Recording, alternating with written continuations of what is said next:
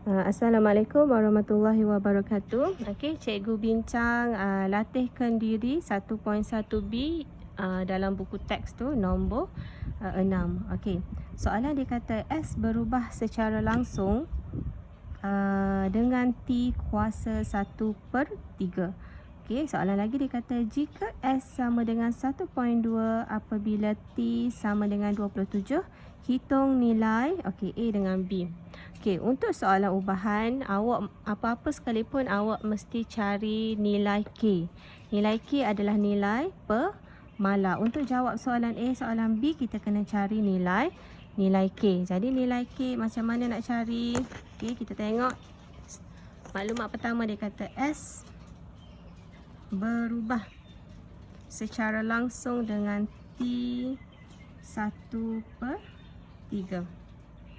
Okey, jadi simbol ubahan kita akan tukar kepada simbol sama dengan S sama dengan, apabila simbol ubahan tukar kepada simbol sama dengan K akan muncul. Jadi T 1/3 kita tulis macam biasa. Okey, untuk dapatkan nilai K, kita akan guna maklumat yang diberi. Maklumat yang diberi yang ni, maklumat ni diberi untuk cari nilai K, iaitu nilai pemala. Okey, kita pun masukkan nilai. Okey, dia kata S 1.2. Okey, S 1.2 sama dengan K kita tak tahu. T adalah 27 kuasa 1/3. Okey, sekarang kita mesti selesaikan bahagian ni dulu. Nak selesaikan bahagian ni, kita tekan saja kalkulator. Okey. Kurungan 27. Tutup kurungan. Okey, kuasa 1/3. Okey, untuk memastikan tak ada keliru, kita buka bracket 1/3. Okey, dia akan dapat 3.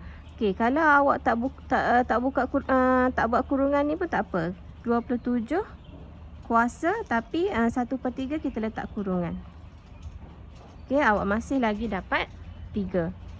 Okey, jadi kita pun buat. Yang ini saya tulis kat sini ya. Okey, 1/2 masih lagi 1/2 masih lagi 1.2 sama dengan K. K masih lagi tak tahu jawapan. Okey, yang ini adalah 3 tadilah.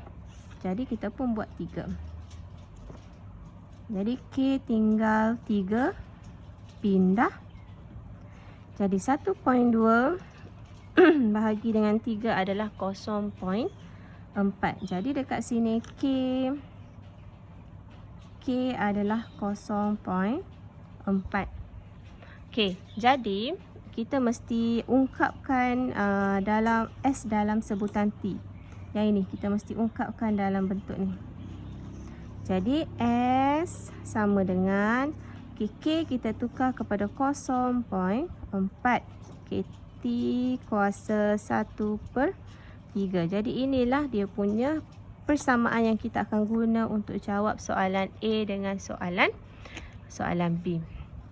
Okey, kita tengok kepada soalan A.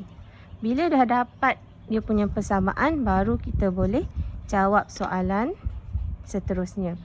Okey, tengok soalan A. Dia kata, hitung nilai S apabila T 64. Jadi kita guna yang ini. Ni, cikgu salin balik. S sama dengan 0.4 T 1/3. Okey, jadi kita masukkan nilai T. Jadi S 0.4. Cikgu buka kurungan. Okey, 64 adalah T. Kita masukkan T di 1/3. Okey, kita tekan sahaja kalkulator. Buka kurungan 0.4, tutup kurungan. Okey, buka kurungan 64 dan kuasa 1/3. Jadi awak akan dapat S sama dengan 1.6. S sama dengan 1.6. Okey, dapat nilai S. Okey, kita tengok kepada T. Okey, dia suruh cari T apabila S sama dengan 0.28. Okey, sama juga kita masih lagi guna persamaan yang di atas yang kita dapat tadi. Okey, jadi S sama dengan Cikgu Salim semula 1/3. Jadi kita masukkan nilai. Sekarang dia kata S adalah 0.25. 0.28 sama dengan 0.4 T 1/3, masih lagi T 1/3 lah. Okey, sekarang seperti biasa 0.4 ni kita mesti pindah ke depan. Jadi pindah ke depan dia akan bahagi. Sebab sini darab kan, bila pindah dia jadi bahagi. Di sini tinggal T 1/3. Okey, jadi kita tekan kalkulator 0.28 bahagi 0.4, awak akan dapat 0.7. Okey, sama dengan T 1/3. Okey, belum habis lagi sebab apa jawapan nak adalah T. Dia nak T. Dia bukan T 1/3. Okey, jadi T 1/3 ni adalah T 1/3, T 1/3 juga ditulis sebagai punca kuasa 3. Ni punca kuasa 3. Contoh lain cikgu bagi kalau kita tulis kalau kita tulis T punca kuasa 2. Jadi boleh juga ditulis sebagai T. Ni kuasa dia 1, punca kuasa 2. Jadi kita tulis 1 per dengan 2. Okey, sama macam tadi. Kalau T 1/3 adalah, boleh juga kita tulis T kuasa berapa? Kuasa 1. Okey, per 3. Per 3 ni maksudnya punca kuasa 3. Okey. Kalau lain, contoh lain, kalau cikgu tulis T, ni contoh lain tak ada kaitan dengan ni.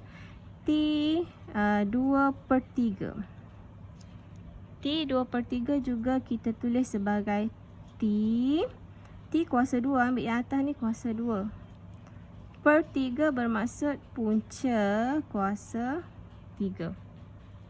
Okey, ini adalah sifat dia lah. Okey. Okey, kita tengok. Jadi T kuasa 1/3 ditulis sebagai T punca kuasa 3. Okey, yang ini cikgu salin balik. Jadi seperti yang awak tahu, punca kuasa 3 bila dia pindah, okey, kita nak T sahaja. Punca kuasa 3 bila kita pindah dia akan jadi kuasa 3. Kan punca bila pindah dia jadi kuasa 3. Kalau kuasa 3 dia pindah dia akan jadi punca kuasa. Jadi 0.7 kuasa 3.